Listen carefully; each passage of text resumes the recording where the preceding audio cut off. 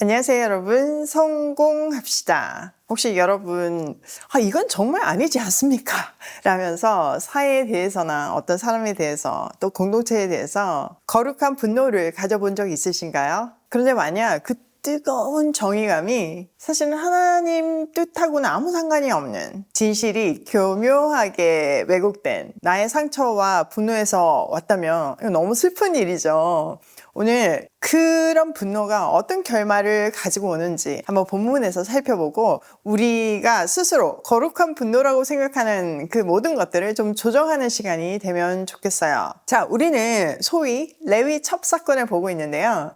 지난 시간에 레위가 자기 첩의 시신을 12토막으로 내서 이스라엘 전역에 보내는 너무 끔찍한 그런 장면을 보았죠. 그리고 19장 끝이 그 모든 지파들이 이 일을 깊이 생각하여 보고 의논한 다음에 의견을 말하기로 하자, 이렇게 마무리가 됐어요. 그리고 이어서 오늘 20장이 시작이 되는데요. 그 깊이 생각한 이스라엘의 반응을 보여줍니다. 자, 본문 안으로 들어가 보도록 할게요. 1절. 그리하여 북쪽의 단에서부터 남쪽의 브엘세바에 이르기까지 또 동쪽의 길앗 땅에서도 모든 이스라엘 자손이 쏟아져 나와서 온 회중이 한꺼번에 미스바에서 주님 앞에 모였다. 이때 온 백성 곧 이스라엘 온 지파의 지도자들도 하나님의 백성의 총회에 참석하였다. 칼을 찬 보병도 40만 명이나 모였다. 와, 이스라엘이 이렇게 단합을 잘 하던 민족이었나요? 이 거룩한 분노가 일자 한꺼번에 이렇게 미스바로 모였어요. 자, 보니까 북쪽의 단에서부터 남쪽의 브엘세바 그리고 동쪽의 킬라까지 전 지역에 이스라엘 백성이 모였다는 것을 얘기해주고 있죠.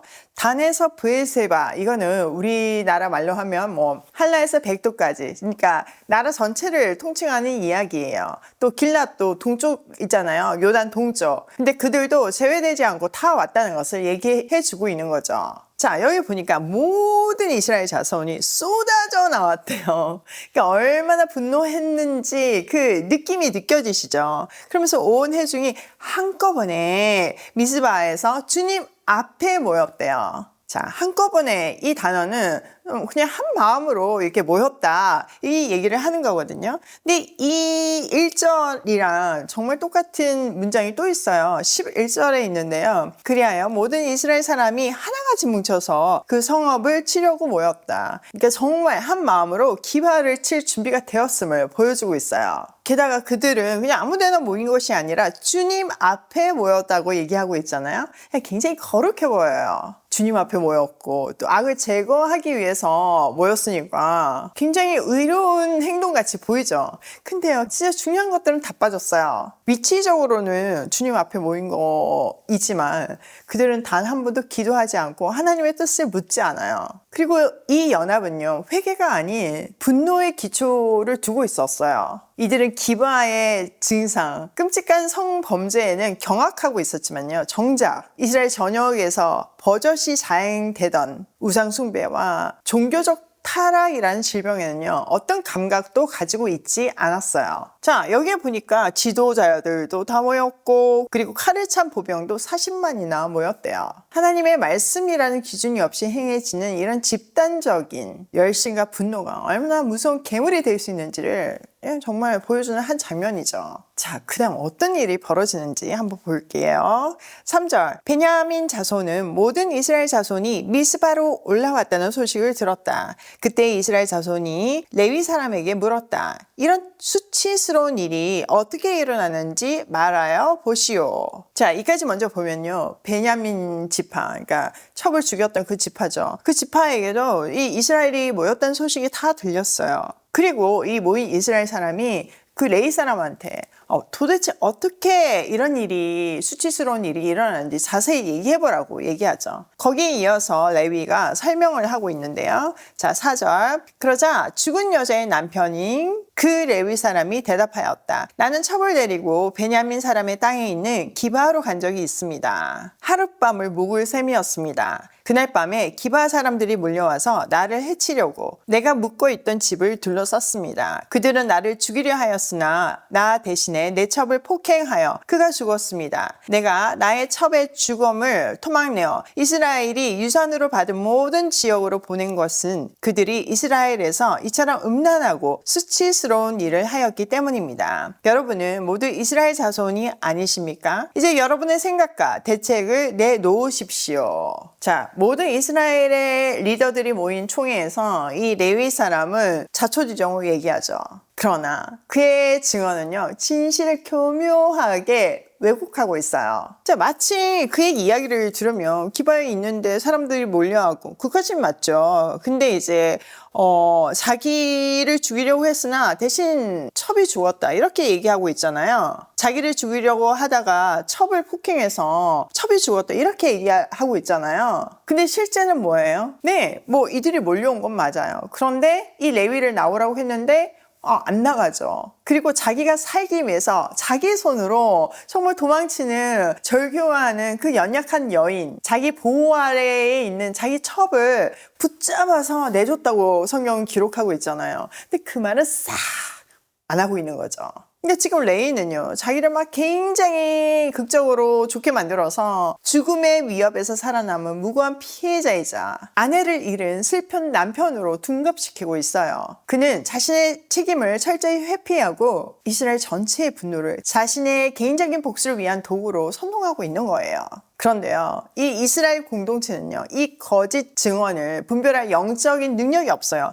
일단 레위가 첩을 얘기하는데 거기에 놀란 사람이 아무도 없어요. 그럼 이거는 뭘 얘기하나요? 네, 그들의 영적 기준이 이미 이 레위처럼 썩어 문드러졌다는 거죠.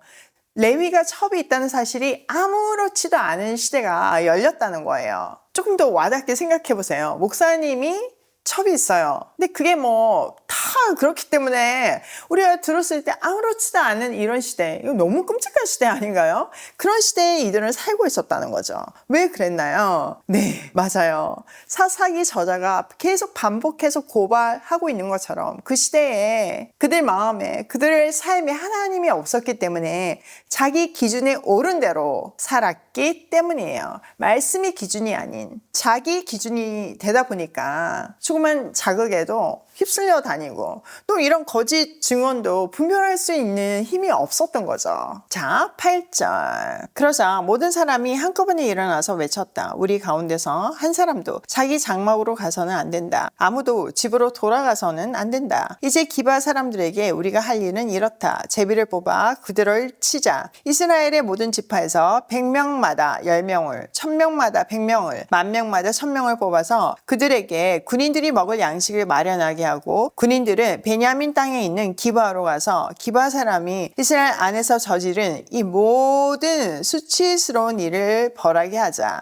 그리하여 모든 이스라엘 사람이 하나같이 뭉쳐서 그 성읍을 치려고 모였다. 자, 이 레인이 진실을 왜곡하고 선동적인 어떤 증언을 했을 때 백성들은요, 다 한 마음으로 한 사람같이 일어나가지고 맹세합니다. 우리는 한 사람도 우리 장막으로 돌아가지 말자. 그리고 우리 다 힘을 합쳐가지고 기바를 치자. 그들의 결의는요, 굉장히 신속하고 단호했어요. 그들은 즉시로 제비를 뽑아가지고 부대를 편성하였고 또 온 이스라엘이 한 마음으로 한 뜻으로 기바를 치기로 결의합니다. 여기서 가장 심각한 문제는요, 그들의 안중에는요, 하나님이 없다는 거예요. 그들은 결의하기 전에 하나님께 여쭙지도 않았고요, 기도하지도 않았어요. 그들은 형식적으로는 주님 앞에 모여 있지만 정작 주님께 이 전쟁은 어떻게 해야 할지, 이 전쟁이 진짜 해야 하는 건지 묻지 않았던 거죠. 그들은 이미 자신의 의로운 분노가 곧 하나님의 뜻이라고 착각하고 있었어요. 이 시대의 가장 큰 문제점이었죠. 이처럼 자기 소견에 오른 정의감에 불타는 모습은요, 나중에 신약에 있어서 바리새인들의 모습하고 동일해요. 하나님의 말씀을 지키기 위해서 이 땅에 사람의 몸으로 오신 하나님을 정작 알아보지 못했잖아요. 하나님의 의를 지키기 위해서 자기 의를 세우고 힘쓰던 모습이 바로 이 모습입니다. 여러분 이거 남일 아니에요. 우리도 충분히 그럴 수 있어요. 여러분 솔직히 그냥 좀 잠잠하게 생각하고 한번 떠올려 보세요. 어떤 사건이 있었는데 그 사건을 누구한테 얘기할 때 정말 팩트 그대로 전하나요? 우리는 나한테 유리하게 나한테 좀 안 좋은 것 같은 얘기는 이 레위처럼 쏙 빼고 나를 미화시켜서 얘기하는 경우가 대부분이지 않나요? 물론 차이는 좀 있겠지만 우리는 우리 편에서 이야기하는 게 너무나 익숙한 사람들이에요. 그런데 우리가 망하지 않고 또 기회를 얻고 살 수 있는 것은 정말 하나님의 은혜인 거죠. 그리고 뭐 그 순간 잘못했을 때 잘못했다고 느끼잖아요. 우리 마음에 말씀이 있기 때문에 그 말씀이 우리를 막 찌르잖아요. 그럼 회개하고 돌아서잖아요. 그게 우리에게 소망이 있고 또 내일이 있을 수 있는 근거예요. 그래서 늘 우리는 내 소견에 오른 대로 살다가는 그냥 뭐 죄가 죄인지도 모르는 이런 상태가 될 수 있음을 눈으로 확인하면서 정말 말씀이 우리 삶의 기준이 되는 그런 복된 인생 살기로 다시 한번 결단했으면 좋겠습니다. 자, 오늘 내용을 우리 삶에 한번 적용을 해보면 첫 번째, 공동의 분노가 하나님의 뜻은 아니에요. 여러분 다 한 마음으로 같은 마음이 돼서 한 목소리로 비난한다고 해서 그게 하나님의 뜻은 아닐 수 있어요. 지금 이 40만 명이 한 목소리를 내지만 하나님의 뜻이 아닌 것처럼요. 하나님의 뜻은요, 다수의 분노가 아니라 오직 그분의 말씀 안에서만 발견됩니다. 그러므로 우리는요, 모두가 분노하는 일이 아닌 하나님이 말씀하신 일에 순종하고 그 기준으로 거룩한 분노를 해야 돼요. 두 번째, 일부의 진실은 거짓말보다 위험합니다. 레위가 완전 증명해주고 있잖아요. 레위의 말이 전적으로 다 틀린 건 아니었어요. 근데 일부가 왜곡되어 있었죠. 이 일부 편집이 공동체를 강력하게 선동하는 무기가 되었죠. 혹시 나도 상처와 억울함을 호소하면서 나의 잘못과 책임을 교묘히 숨기고 있지는 않은가요? 스스로 체크하고 수정하는 그런 하루가 되길 소망해요. 세 번째, 결의보다 기도가 앞서야 한다. 자, 이스라엘은요, 주님 앞에 모여 있기는 해요.